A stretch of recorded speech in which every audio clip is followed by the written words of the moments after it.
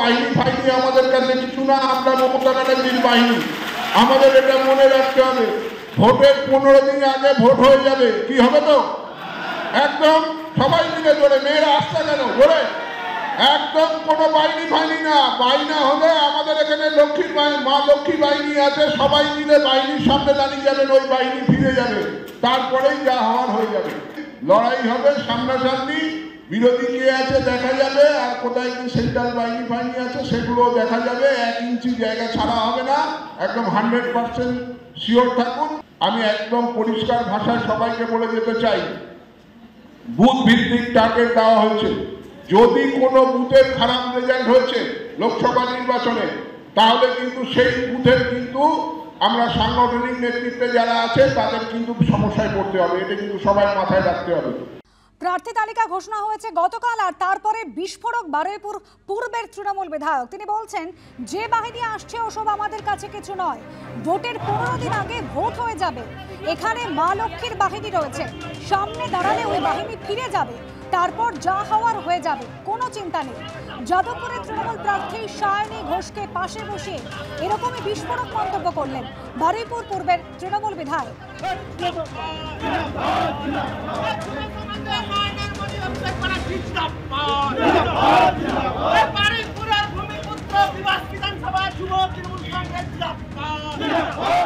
সব বাহিনী ফাইনি আমাদের কাছে কিছু না, আমরা মমতা ব্যানার্জির বাহিনী।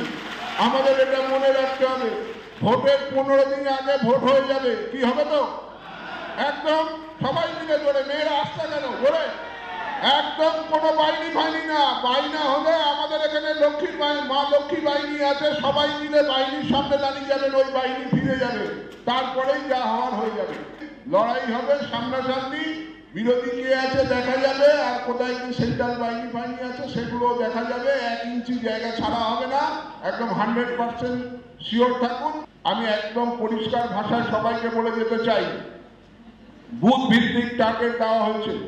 যদি কোনো বুথের খারাপ রেজাল্ট হয়েছে লোকসভা নির্বাচনে, তাহলে কিন্তু সেই বুথের কিন্তু আমরা সাংগঠনিক নেতৃত্বে যারা আছে তাদের কিন্তু সমস্যায় পড়তে হবে, এটা কিন্তু সবাই মাথায় রাখতে হবে।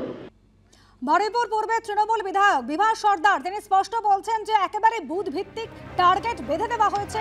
ফল যদি খারাপ হয় তাহলে নেতৃত্বকে সমস্যায় পড়তে আসছে।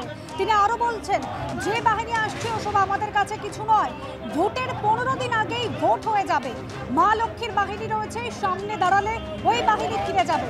আপনারা জানেন ইতিমধ্যেই কেন্দ্রীয় বাহিনী বিভিন্ন জায়গায় মোতায়েন করা হচ্ছে, কেন্দ্রীয় বাহিনী চলে এসেছে রাজ্যে। বারুইপুর পূর্বের তৃণমূল বিধায়ক তিনি বলছেন, বাহিনী যে আসছে তা তাদের কাছে কিছু নয়, ভোটের 15 দিন আগেই ভোট হয়ে যাবে, তারপর যা হওয়ার হয়ে যাবে, কোনো চিন্তা নেই। এই মুহূর্তে রাজ্য বিজেপি মুখপাত্র শ্রমিক ভট্টাচার্য রয়েছেন আমাদের সঙ্গে টেলিফোন লাইনে। শ্রমিকদা, বারুইপুর পূর্বের তৃণমূল বিধায়ক তিনি বলছেন যে বাহিনী আসছে তা তাদের কাছে কিছু নয়, ভোটের 15 দিন আগেই নাকি ভোট হয়ে যাবে। মা লক্ষ্মীর বাহিনী রয়েছে, সামনে দাঁড়ালে বাহিনী ফিরে যাবে, তারপর যা হওয়ার হয়ে যাবে। দেখুন, 2019-এর লোকসভা নির্বাচনে দক্ষিণ 24 পরগনায় একটি বিশেষ সম্প্রদায়ের ধর্মস্থান থেকে পর্যন্ত মাইক করে অ্যানাউন্স করে দেওয়া হয় যে অন্যেরা এলাকা ছেড়ে চলে যান, ভোটের পরে আসবেন। কার্যত অবরুদ্ধ করে দেওয়া হয়েছিল গোটা দক্ষিণ 24 পরগনা। এটা ঠিকই, কেন্দ্রীয় বাহিনী মানুষকে সম্পূর্ণভাবে নিরাপত্তা দিতে, ভয়মুক্ত করতে এবং ভোটদান পর্বকে অবাধ ও শান্তিপূর্ণ করতে সম্পূর্ণ ব্যর্থ না হলেও পুরোপুরি কাজ করে উঠতে পারেনি। তো সেই অবস্থান থেকে তৃণমূল কংগ্রেস কথা বলছে, কিন্তু 2019 থেকে 2024-এর মধ্যে এই গঙ্গা দিয়ে অনেক জল বয়ে চলে গেছে। 19-এর তৃণমূল কংগ্রেস, আজকের তৃণমূল কংগ্রেস, 19-এর পশ্চিমবঙ্গের মানুষ, দক্ষিণ 24 পরগনার মানুষ, মথুরাপুরের মানুষ, ডায়মন্ড হারবারের মানুষ, আর আজকের মানুষ যে অবস্থানে তৃণমূলকে চিনে, তৃণমূলকে জেনে, নিজের জীবন জীবিকা দিয়ে তৃণমূলের ছোঁয়া নিয়ে যেখানে দাঁড়িয়ে আছে, ওই স্বপ্ন সফল হবে না। প্রদীপ জ্বলে ওঠার আগে একটু নিভে যাওয়ার আগে জ্বলে ওঠে, এখনো সেই রকম হচ্ছে। তৃণমূলের এই ধরনের রণহুঙ্কার বজায় থাকবে। আর কয়েকটা সপ্তাহ অপেক্ষা করুন। যারা এই সমস্ত হুমকি দিয়ে নিজেদের বাঘ বলে মনে করছেন, এদের কাউকে নির্বাচনের দিন দেখতে পাবেন না। ধন্যবাদ শ্রমিকদা।